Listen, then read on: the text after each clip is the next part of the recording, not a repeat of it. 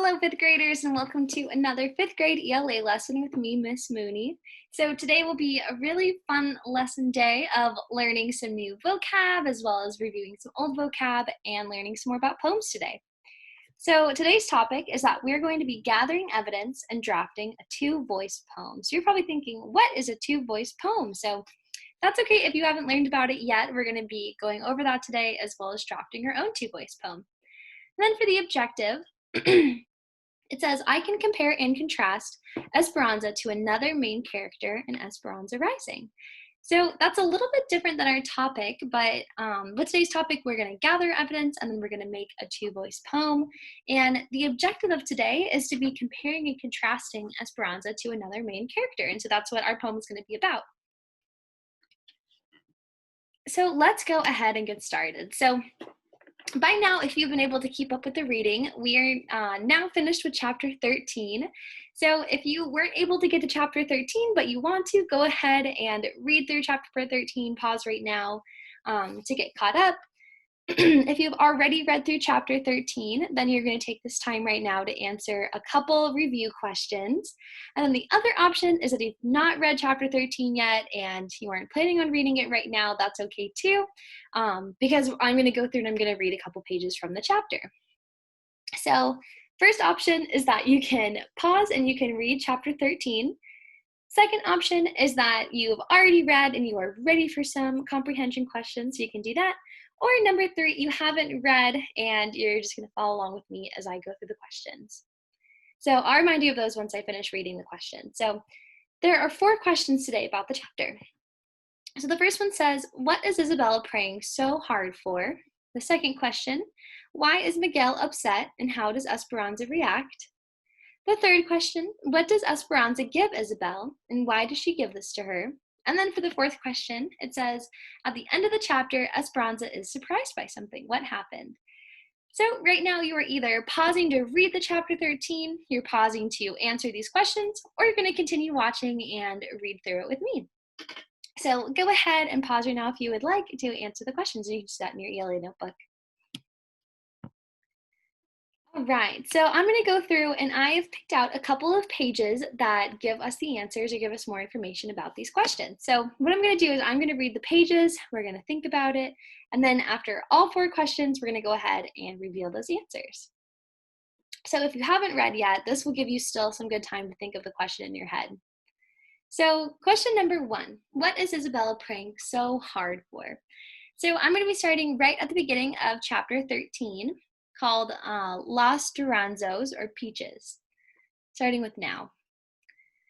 Now, along with her prayers for Abuelita and Mama, Esperanza prayed for Marta and her mother at the washed-up grotto. Papa's roses, although still short and squat, had promising tight buds, but they weren't the only flowers there. She often found that someone put a posse of sweet Alyssum in front of the statue, or a single iris, or had draped a honeysuckle vine over the top of the tub. Lately, she has seen Isabel there every night after dinner, kneeling on the ground. Isabel, are you saying a novena? Asked Esperanza as she found her at the statue yet again one night. It seems you've been praying for at least 9 days. Isabel got up from her dedication and looked up at Esperanza.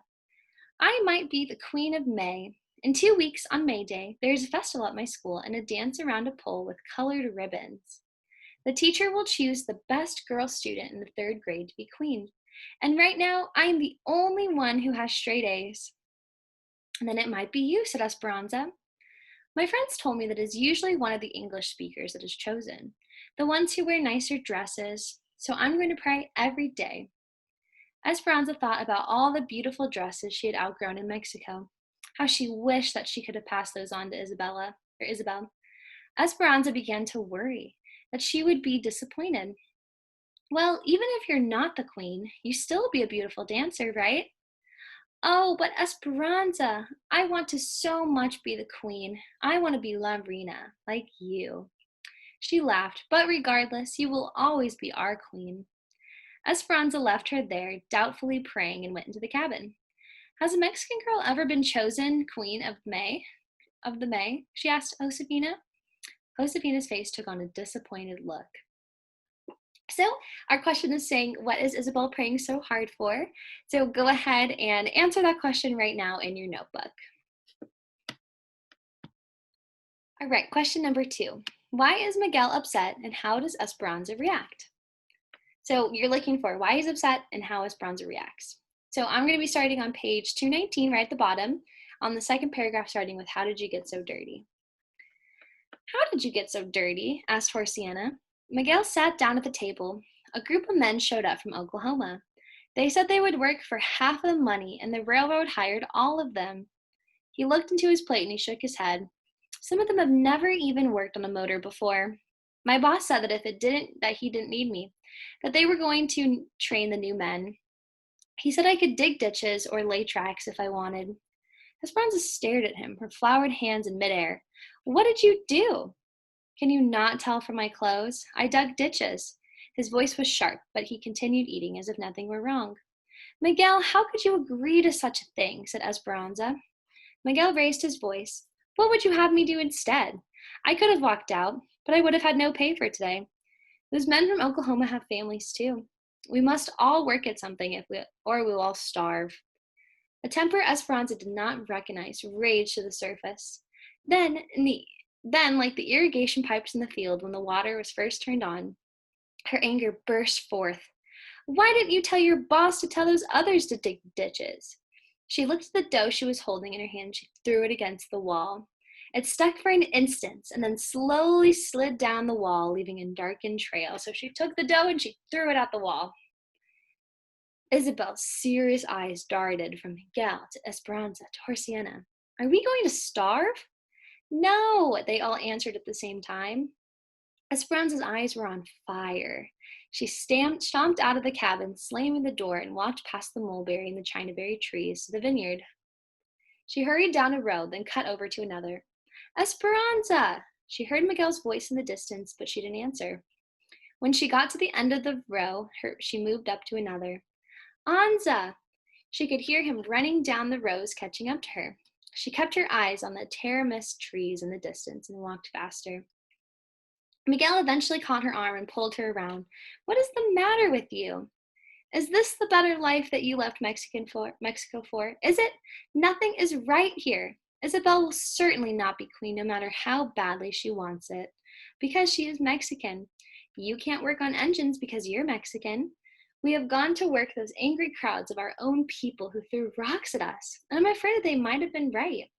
They send people back to Mexico even if they don't belong here, just for speaking up. We live in a horse stall, and none of this bothers you? Have you heard that they are building a new camp for the Okies with a swimming pool? The Mexicans can only swim in it in the afternoon before they clean it. Have you heard that they will be given toilets inside and hot water? Why is that? So you're looking for why is Miguel upset, and then also how does Esperanza react to that? So go ahead and write down their answer for number 2.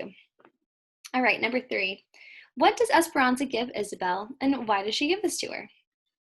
So this is just one page. So a little bit of background too. Isabel did not win the May Queen. So this was after she found out she didn't win. She's very upset. Esperanza took her into the cabin and sat in the bed next to her.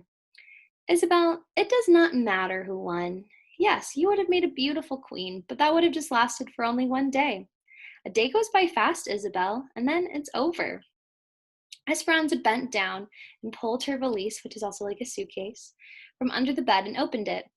The only thing left inside was the porcelain doll. She had shown it to Isabel many times, telling her the story of how Papa had given it to her. Although a little dusty, this doll still looked lovely, its eyes hopeful like Isabel's usually were. I want you to have something that'll last more than a day, said Esperanza. She lifted the doll from the valise and handed it to Isabel, to keep as your own. Isabella's eyes widened. Oh, no, Esperanza, she said, her voice still shaky and her face wet with tears. Your papa gave her to you. Esperanza stroked Isabel's hair. Do you think my papa would want her buried inside a valise all this time with no one playing with her? Look at her. She must be lonely. She's even getting dusty. So what did Esperanza give Isabel, and why did she give it to her? So go ahead and write down in your journal right now the answer to number 3. All right, now our last question, number 4. At the end of the chapter, Esperanza is surprised by something. What happened? So I'm starting on page 432 that night. And so also some background with this. So Mama has come back from the hospital and she's doing so much better. That night, Isabel showed Mama the doll and how she was taking care of it. And Mama told her that she thought Isabel and the doll belonged together. When it was time for bed, Esperanza carefully laid down next to Mama, hoping that she wouldn't disturb her. But Mama moved closer and put her arms around Esperanza and held her tightly. Mama, Miguel is gone, she whispered. I know, mija, or Sienna told me. But Mama, it was my fault. I got angry and I told him he was still a peasant and then he left. It could not have been your fault. I'm sure he knows that you didn't mean it. He'll come back soon. He wouldn't be away from his family for long. They were quiet. Mama, we've been away from Abuelita for almost a year, said Esperanza. I know, said Mama quietly. It does not seem possible. But I've saved money. We can bring her soon. Do you want to see how much? Before Mama could even answer, Esperanza turned on the light, checking to make sure she hadn't woken Isabel. She tiptoed to the closet and took out her valise. She grinned at Mama, showing how proud she would be of all of the money orders. She opened the bag and her mouth dropped. She couldn't believe what she saw. She tipped the valise upside down and shook it hard. It was empty. The money orders were gone. And so also a money order is something that you use to send money to someone. So it's worth just as much of what money would be. So go ahead and write in your journal your answer to number 4. And so if you needed more time, go ahead and pause right now and finish answering all 4 questions because next we're going to talk about the answers.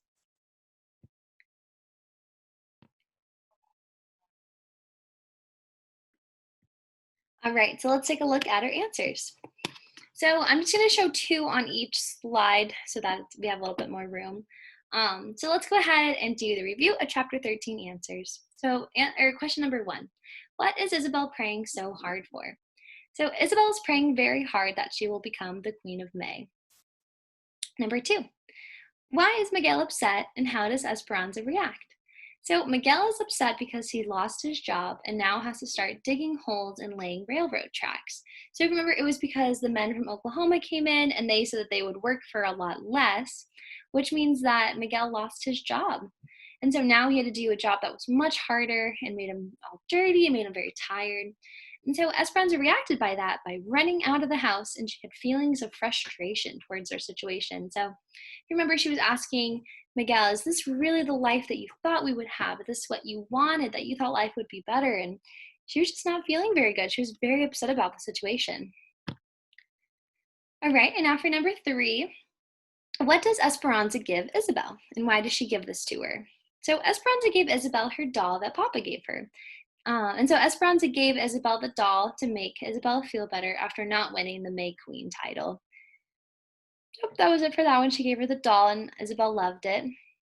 Now for number 4, at the end of the chapter, Esperanza is surprised by something. What happened? So Esperanza was surprised that after she went to show Mama the money she earned, all the money was gone. And so that was when she took her suitcase and she tipped it upside down and no money came out of it. So that is our review of what we saw in chapter 13. So now let's go ahead and move on with today's lesson. So I want to start by reminding you of what our objective is today. And so our objective was that I can compare and contrast Esperanza to another main character in Esperanza Rising. So first we're going to go through and we're just going to remind ourselves what it means to compare and contrast. So we've done a couple lessons on this so far and talked about it, but let's just do a little review. So when we're comparing, we're asking ourselves, how are these characters similar? So if I'm comparing myself to, say, my sister, I might be saying, okay, how are my sister and I similar? And then also, what do we have in common? So what do characters have in common? So I might say, well, my sister and I have our parents in common, or we also have our brown hair in common, or we also have that we both like to wear our hair in ponytails, things like that. But then with contrasting, we're talking about how our characters are different. So if I'm contrasting my sister and I might say, well, I have brown eyes where my sister has bright blue eyes. And then I could say, I really like wearing the colors pink and red, whereas she really likes to wear the colors blue and black. So those are things that we don't have in common, the things that are different. So when we are comparing and contrasting two characters, we are basically just showing what their similarities are and then what their differences are. And so in today's lesson, we are going to be comparing and contrasting characters through two-voice poems. So what is a two-voice poem, you might ask? Well, it is exactly what it says. It's two voices in one poem. So a two-voice poetry is a poem that is written for two people to read. So usually when we read a poem, it's just us reading it by ourselves. But in a two-voice poem, there's actually two separate columns and one person, so red stick figure will read this column and green stick figure will read this column. And so they're just kind of going back and forth reading these together. So what we're going to do is we're just going to go and we're going to listen to an example real quick. So here is an example of what it sounds like for reading two-voice poems, and then we're going to look at a written example so that we can see what it looks like. So right now we're just going to listen. My name is Miriam. I'm from Peru. My name is Lupita. I'm from Mexico. So do you hear the two voices? I am an immigrant. My father died, leaving us in. So right there, it started with the one person, and she introduced herself. And then the other girl introduced herself, and then together they said, I am an immigrant. So they said that at the same time. Poverty. We needed money. The father of my children went to America in search of money. I crossed the border to America. My journey was long and hard. My journey was short and luxurious. I have family here, but I left the closest behind.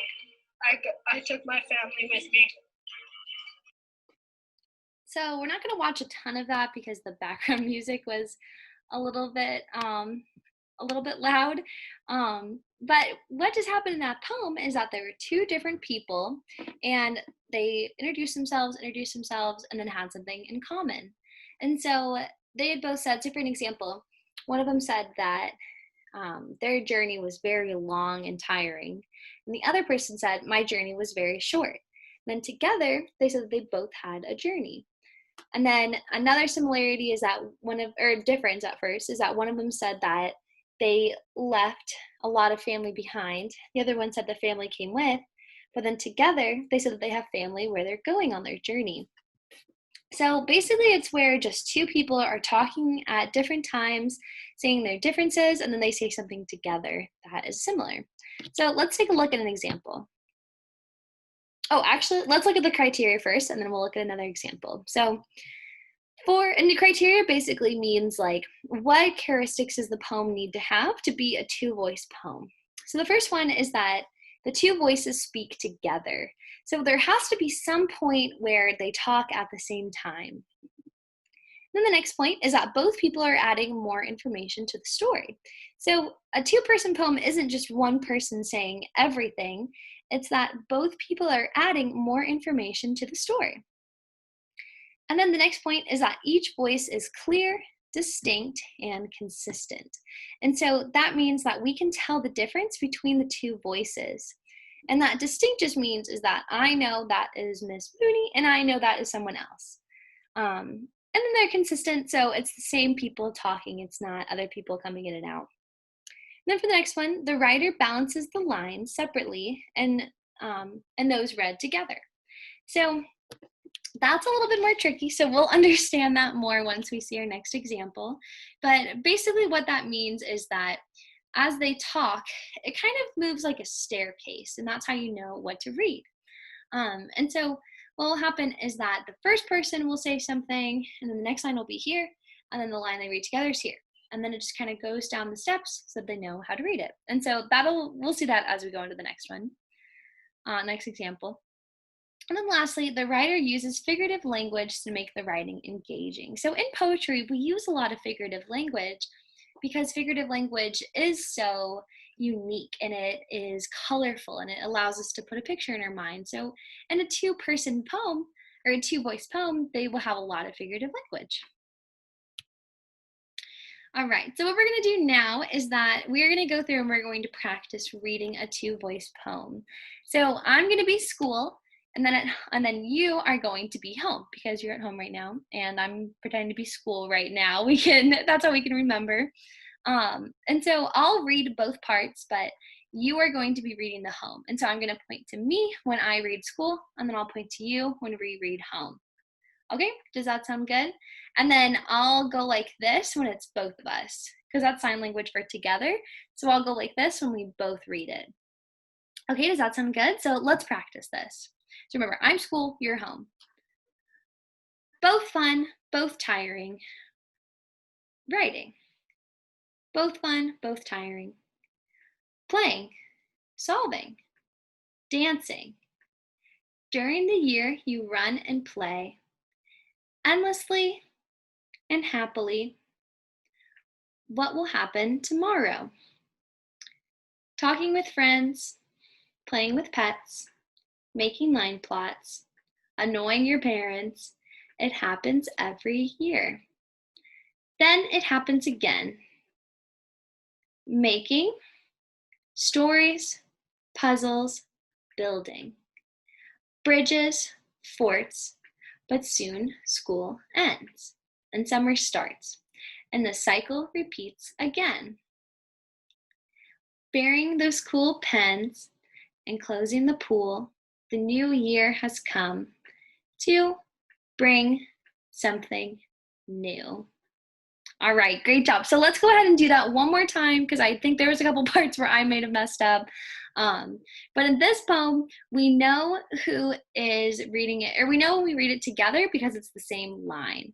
So we're gonna go through that one more time of me pointing back and forth and going like this. So at home, make sure you're also reading your part out loud so that you can practice how this sounds. Okay, so remember, I'm school, you are home. Okay, ready to get started? So the first one starts us together. Both fun, both tiring. Writing, playing, solving, dancing. During the year, you run and play endlessly and happily. What will happen tomorrow? Talking with friends, playing with pets, making line plots, annoying your parents. It happens every year. Then it happens again. Making stories, puzzles, building. Bridges, forts, but school ends and summer starts. And the cycle repeats again. Buying those cool pens and closing the pool, and the new year has come to bring something new. All right, great job. So if you're at home right now, you can go ahead and practice this maybe with a parent or whatever adult is with you to get some more practice. But do you see how we're supposed to go back and forth? And so as school, I was adding information to the story that talked about what happens at school. And at home, you were adding more information to talk about what happens at home. But we read a couple parts together because of the things we have in common. And so, for example, something we had in common was during the year you run and play. We both talked about that. We were both curious about what happens tomorrow. We also said that it happens every year and then it happens again. We both make things. So the things that we said together are things that we both do in both situations. So we do them at home and we do them at school. All right, so great job with that practice. Thank you for reading that along with me. So another vocab word or two vocab words that we are going to review is evidence and inferences. So we've talked about evidence a ton, and I know that you don't need a reminder maybe, but we're going to go through and remind ourselves one more time because evidence is so important. So evidence are the facts or other information from a text to prove something or show that something is true. So it's like the information we pull from our text so that like earlier when we were answering those comprehension questions about chapter 13, we had to find evidence in the books to answer them. And then an inference is a conclusion reached from evidence and reasoning. And so we're able to make an inference once we come to a conclusion or come to a thought, and we get that thought from the evidence and we reason with that evidence to carry that conclusion. So now what we're going to do is we're going to go ahead and practice making a two-voice poem. So I made out a little agenda of the different steps that we're going to work on our two-voice poem. So our first step is that we are going to pick Esperanza. So Esperanza is one of our voices. And then we're going to pick one other character and we will write a two-voice poem. So before we even get started on the poem, we have to pick our characters. And then for number 2, we will reread pages of the story, and we're going to use that to compare and contrast Esperanza and the other character. So we have our two characters, and we want to compare those characters, and we want to contrast those characters. And then for number 3, we will be using sticky notes to write down our evidence. And so I like using sticky notes just because they're fun to move around and easy like that. But if you don't have sticky notes, you can also use just like a notepad like this. You can use your ELA journal. You can write on basically any piece of paper you want. And then next, we'll be planning our two-voice poem. So we're going to be using what's called a template or something that's going to help us build our poem. And then lastly, we will be making a draft of our poem. So I know that that is a ton of steps and a ton of work for today. So today we just want to produce a draft of our poem. And then throughout the week, we're really going to get more practice on polishing our poem and getting our poem to our final draft. All right, so number 1 was that we have to pick a character. So I made a list of potential characters that we could pick. So the first one's Mama. We could do Miguel. We could do Isabel. We could do Abuelita. Or we could do Marta. So when you do your poem at the end, you can pick whichever character you would like. But for now, I'm going to go ahead and I'm going to pick Miguel, just because I liked the metaphors we've talked about before, and I just think he's a really interesting character. So number 1, pick your character. I pick Miguel. All right, now step number 2 was to reread parts of the story to pick out evidence. So I've already done this before, or I already read my text, but basically how I did it is that I just picked up my book and I went through and I just looked at different parts of the story that give me more information. And so the parts that I picked are parts that we've talked about before. So the first one is that they grew up very differently, and we know that Miguel worked for Esperanza's family, and that Esperanza, her family was very rich, her father owned the land, and Miguel's family worked for them. And I found that in chapter 1, or chapter 2, both. My second point was that, this one is a quote, Miguel was the housekeeper's son, and she was the ranch owner's daughter, and between them ran a deep river. So do you remember we were talking about metaphors and the river metaphor? And so that was where Esperanza was on one side, Miguel was the other, and Esperanza thought a deep river ran between them. And the river symbolized kind of like a big difference between them, or very, very deep river to cross. So they couldn't cross over to each other's sides. And I found that on page 18. And lastly, I wrote that Miguel's feelings were hurt when Esperanza told them the river metaphor. So if you remember on page 18, if you want to go back and read it, it talked about how Esperanza wished that she never told him that because he just looked upset and looked sad that that's what Esperanza thought. All right, so now my next step was to use sticky notes to write evidence. So these are my pretend sticky notes. And so one sticky note or one piece of paper should say your similarities, and then the other sticky note should say your differences. So we're working on comparing and contrasting. So we want to compare or also find similarities, and we want to contrast or find differences.